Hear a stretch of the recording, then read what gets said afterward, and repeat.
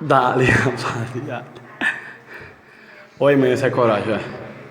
Tá vendo tu? Ó a geladeira. Olha. Tô passando a brincar, o carro subindo nele com essa geladeira. Tá vendo a escada, olha?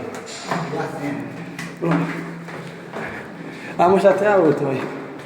Tem um beco, ó. Outro beco. Outra escada, olha. Olha a escada que a gente subiu, velho. E ali é a saída onde tá aquele carão ali, ó. Vem tu, bicho. Olha, bicho. Vida de pobre.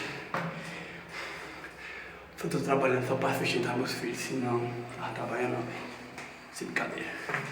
Porque meus filhos precisam de mim, senão eu tenho uma avó que tá doente. Fuma muito cigarro aí. Tem que trabalhar pra ajudar ela, só paga pra carteira de cigarro, nem pra pagar o aluguel da casa. Só pra carteira de cigarro. Câncer, isso cansa, muito mais não. Vida de trabalho não, olha. Tá nessa hora cheio de coisa dentro, ó. Pega essa maneirinha pra gente subir assim. Só não tem ideia só.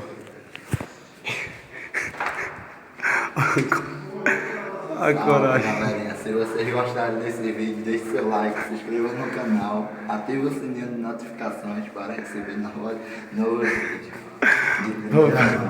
Pra vocês verem, galera, como é que é.